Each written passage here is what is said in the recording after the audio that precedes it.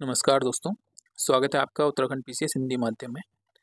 तो दोस्तों आज हम देखेंगे उत्तराखंड आर्थिक सर्वेक्षण 2024-25 जो कि आपकी आगामी परीक्षा पीसीएस प्रीलिम्स और पीसीएस जो मुख्य परीक्षा होगी आपकी और साथ ही साथ जो लोअर पीसीएस मुख्य परीक्षा भी होगी उसमें भी ये लाभ देगा आपको। लेकिन अभी हम जो रियल फैक्ट देखेंगे वो देखेंगे पीसीएस प्रीलिम्स के बेस पे, ठीक है। तो चलो देखते हैं जो आर्थिक सर्वेक्षण है उत्तराखंड का 2024-25 उसमें क्या क्या था। सबसे पहले बात करते हैं कि उत्तराखंड का जो आर्थिक विकास है उसकी दर क्या रही थी। तो इसमें बताया गया है कि जो 2023-24 में जो दर रहेगी अनुमानित वो रहेगी 7.83% और जो रहेगी 2024-25 में वो रहेगी 6.61%, ठीक है। तो ये क्वेश्चन पूछ सकता है कि कितने विकास दर रहने की अनुमान है और क्या क्या संभावना है आगामी वर्ष में 2024-25 में, तो आप ये बताओगे। नेक्स्ट आता है कि जीडीपी, ठीक है, उत्तराखंड की जीडीपी। तो जीडीपी 2023-24 से 2024-25 में जो वृद्धि हुई है हमारी वो ये 13.59%। ये क्वेश्चन आ सकता है, बहुत इंपॉर्टेंट पॉइंट है, ठीक है। इसे आप नोट कर लीजिए कि 13.59% की वृद्धि हुई है। जबकि अगर बात करें टोटल कितनी हुई है तो 332 करोड़ से लेके 378 करोड़ तक की हो चुकी है अभी, ऐसा अनुमान हमारा है, ठीक है। एक सेकेंड, चलो आगे चलते हैं। अब बात करते हैं मूल्य संवर्धन में वृद्धि, ठीक है। तो मूल्य संवर्धन में वृद्धि देखें तो किस में, यानी कि हमारी मूल्य संवर्धन में वृद्धि हुई है, किस में हमारा वैल्यू एडिशन ज़्यादा हुआ है। तो ये अनुमानित दिया गया है हमारे 2024-25 का। सबसे ज़्यादा हुआ है लोक प्रशासन और अन्य में, ठीक है, ये हुआ है 13.58%। फिर निर्माण उद्योग में 12.08, फिर मत्स्य पालन 9.39 और फिर रेलवे में, ठीक है। यानी कि आप देख सकते हो यहाँ से, आप सीधे सीधे देख सकते हो कि हमारा जो है तृतीय क्षेत्र यहाँ पे काफ़ी वृद्धि कर रहा है और द्वितीय क्षेत्र में जो निर्माण उद्योग है उसमें भी काफ़ी वृद्धि हो रही है और प्राथमिक क्षेत्र में मत्स्य पालन में वृद्धि हो रही है, ठीक है। तो चलो आगे देखते हैं। देखो आगे देखते हैं, आगे इसमें क्या है कि अर्थव्यवस्था में योगदान दिया गया है, ठीक है, किस क्षेत्र का कितना है। तो यहाँ पे दिया गया है कि 2024-25 में जो हमारी अर्थव्यवस्था यानी कि जितनी हमारी आय आती है वो कहाँ कहाँ से आती है, टोटल कितना परसेंट योगदान। तो जो हमारा प्राथमिक क्षेत्र है उसका 9.34% बोलता है और द्वितीय क्षेत्र का 44.65%, जबकि तृतीय क्षेत्र का 46.02% योगदान है, ठीक है। ये हमारा इकोनॉमिक सर्वे बोलता है।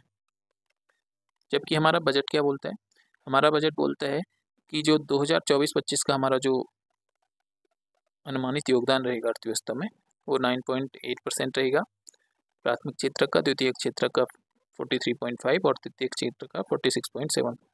तो ये आपको कंफ्यूज हो सकता है कि बजट में ऐसा क्यों कह रहा है और इकोनॉमिक सर्वे में ऐसा क्यों कह रहा है। तो जो भी होगा आप इकोनॉमिक सर्वे को ही ध्यान में रखें। बजट अगर किसी ने पढ़ा भी है तो उसे ध्यान में ना रखें फिलहाल।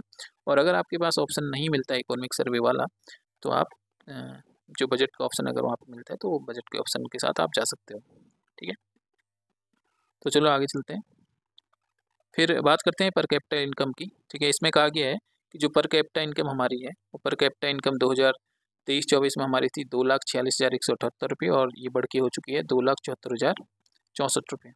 इसमें वृद्धि हुई है 11.33% की, ठीक है। तो ये क्वेश्चन आ सकता है कि हमारी जो प्रति व्यक्ति आय है स्टेट की उसमें कितनी वृद्धि हुई है, तो वो ये 11.33%, ठीक है। तो ऐसे फैक्चुअल क्वेश्चन आप याद रखें प्रारंभिक परीक्षा के लिए। चलो तो अब हम जो कोर चीज़ें हैं उनको देख लेते हैं। ये हमारा एक ओवरव्यू था हमारे बजट का अब तक का, और अब हम देखते हैं कि क्या क्या कोर चीज़ें हमने अब तक, जो कोर चीज़ें उनमें क्या क्या चीज़ें हुई है। सबसे पहले हम देखेंगे राज्य की आय और लोकवित्त के बारे में देखेंगे, ठीक है। तो राज्य की आय के बारे में तो आपको पता होगा कि राज्य की आय क्या हुई। जो भी 3 क्षेत्रकों से हमें राज्य की आय मिलती है, प्रारंभिक, द्वितीयक, तृतीयक, ठीक है, उनसे जो भी आय हमारी होती है वो राज्य की आय हुई। लोकवित्त क्या होता है, लोकवित्त का मतलब है कि जो सार्वजनिक आय और व्यय है उसके बारे में बताता है लोकवित्त, ठीक है।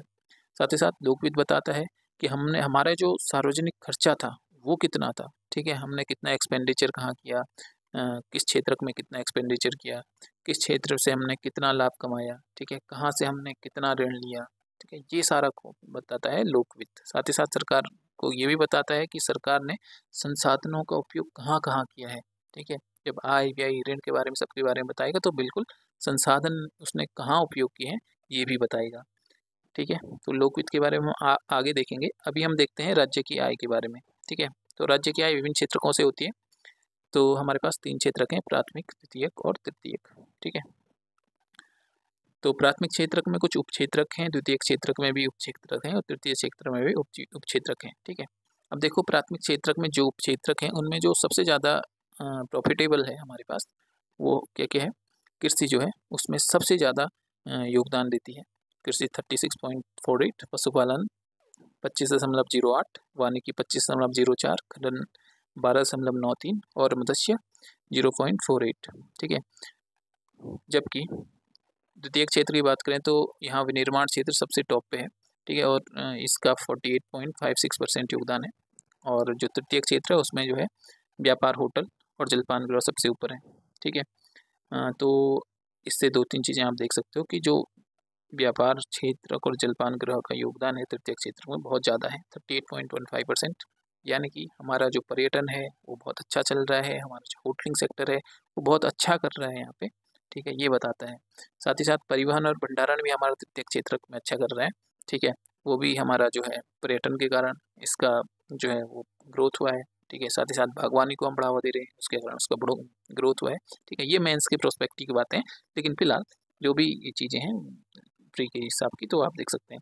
प्री के हिसाब से और क्या इंपॉर्टेंट है, इंपॉर्टेंट ये है कि जो प्राथमिक क्षेत्रक में सबसे ज़्यादा वृद्धि दर किसकी रही है, सबसे ज़्यादा वृद्धि दर रही है इसमें मत्स्य पालन की, कितनी रही है, 12.53%। ठीक है, और उसके बाद द्वितीय क्षेत्रक में किसकी रही है, द्वितीय क्षेत्रक में रही है निर्माण की 12.64% और तृतीय क्षेत्रक में रही है 14.76%। ठीक है, जबकि ओवरऑल हमने देखा था यहाँ ऊपर, एक सेकंड, हाँ यहाँ पे हमने देखा था ओवरऑल किसकी रही है सबसे ज़्यादा, वो रही है लोक प्रशासन और अन्य की 13.58% सबसे ज़्यादा इसकी रही है। ठीक है, और जबकि प्राथमिक क्षेत्रक में, द्वितीय क्षेत्रक में और तृतीय क्षेत्रक में इनकी रही है, ये आप देख सकते हो।